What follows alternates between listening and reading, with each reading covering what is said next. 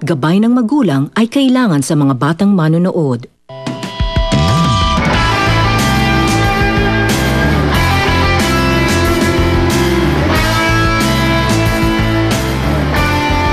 May feelings ka ba sa lalaking yun? Nakikita kami. Ewan mo ba, mo parang saya-saya ko lang talaga. Nakakalimutan ko yung problema ko. Baka nakakalimutan mo yan lalaki yan ang dahilan ko bakit kayo nag-away ng kapatid mo. Kalimutan mo na yung feelings mo kay Josh. Baka mawala na tayo natitirang pag-asa para magkaayos kayo ng kapatid mo si Natasha. Anong ibig mong sabihin hindi ako welcome dito? We were strongly advised not to admit you as a member. Baka kasi masira ang reputasyon ng grupo dahil sa'yo. Eh, sino pa nagsabi sa inyong huwag akong i-admit as member? Baka hindi niya ako kilala, ha? Hindi niya ako kilala? Kilala kita!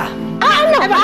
Bakit sila? Ba't naglilipat ka na? Tapos yung trabaho ko. They wanted the revised proposals as soon as possible. Let's do it tonight para bukas na bukas mabigay natin sa kanila kagad. Sorry if I surprised you earlier by being here. Oo nga, dapat mag-sorry eh. Well, okay lang yan. No need to explain. Sa totoo lang, Diana, tuwing kasama kita, gagawa kong makalimutan si Natasha. Every time I'm with you, you remind me that I can start all over again. Diana? Clinical record ni Mrs. Alcantara na nagsasabing baog siya at hindi na maaaring magkaanak.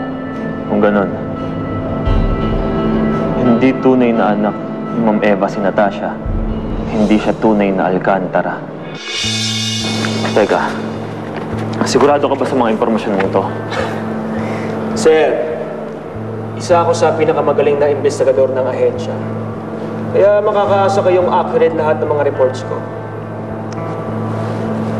Kaya pala pinapa-background check ni Natasha si Lito de Makoykoy. Siguro dahil nalaman niya ng ampon siya at gusto niyang makilala kung sino ang tunay niyang ina. Teka lang, sir. Bakit ba interesado ka dun sa mga nalalaman? Ano bang balak mo? Ipampa-blackmail mo ba yan kay Mrs. Alcantara para perahan siya? Pera? Hindi pera ang habol ko kay Natasha. Ngayon, kung ikaw balak mong hut-hutan ng pera si Natasha, huwag mo nang ituloy. Dahil ako makakalaban mo. Huwag kayo mag-alala. Hindi ako manggugulo. 50,000. Tulad ng napag-usapan. Thank you.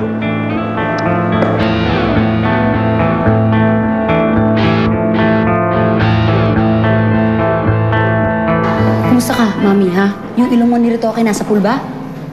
Hindi naman ata. Tignan mo nga, diretso ba? Awa ng Diyos. Natasha! Natasha! Look at what that woman did to your mom. Mga barbaro! Ugaling squatter! Mommy, are you okay? What do you think? Look at me, I'm a mess. Pinaglayo-layo ko na kayo ng tirahan para hindi kayo magkagulo. Pero ano nangyari? Nag-ugaling pusa't aso pa rin kayo. Yan ho kasing manugang ninyo eh.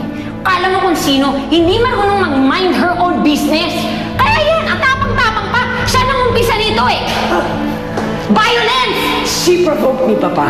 Pinahiya niya ako sa harapan ng mga amiga ko. Ngayon sasabihin nyo na pareho kayong agrabyado. Walang gustong umako ng kasalanan. Ano kayo? Mga denial queen? Lolo, sa tingin ko talaga si Mami may kasalanan. Ano? Tinan niyo, ganyan po talaga siya eh. Mahilig siya talaga manghamon. Tsaka kahit mali siya, ipipilit niya na tama siya.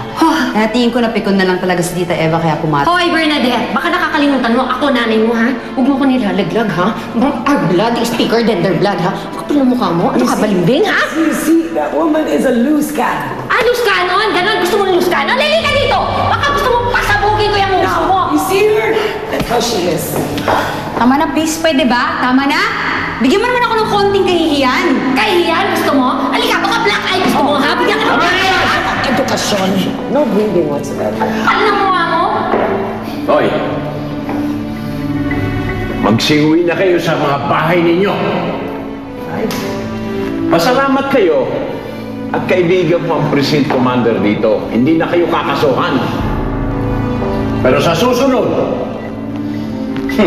pag naulit ito, hahayaan ko kayong makulong. Hindi na kayo nahiya. Ang tatanda na ninyo, Shut up. mga bugok pang utak ninyo. I'm going home. Bye. Bye.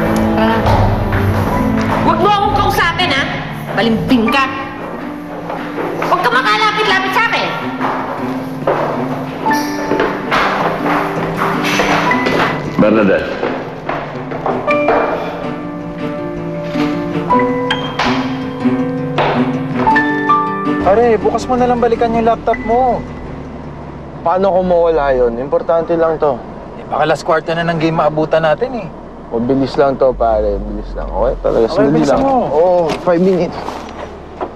Josh Castillo. Diba? Ako nga pala yung boss ni Diana. Yeah, I know who you are. Inigo Salcedo, di ba? Pasensya na nga pala kung hindi nakapunta si Diana doon sa usapan ninyo. Pinaalala ko lang naman sa kanya kung noong dapat i-prioritize niya. And that's her job here at SGC. I really hope you understand. No, it's not a problem, actually. Nagkita pa rin naman kami. I just actually came from her house. We had dinner with her family. So plano mo talagang ligawan tong si Diana kahit na kapatid siya ng ex-fiancé mo. Well, ano naman sa'yo kung ligawan ko si Diana? She's single, isn't she? She's beautiful, smart. And I'm sure you'll agree with me when I say that she's a great catch. Oh yeah, and if my memory serves me right, didn't you try and make a pass at her? Sorry, Mr. Salcedo, but you're just not Diana's type. Pare, tara na. May meeting ko tayo. Just tara.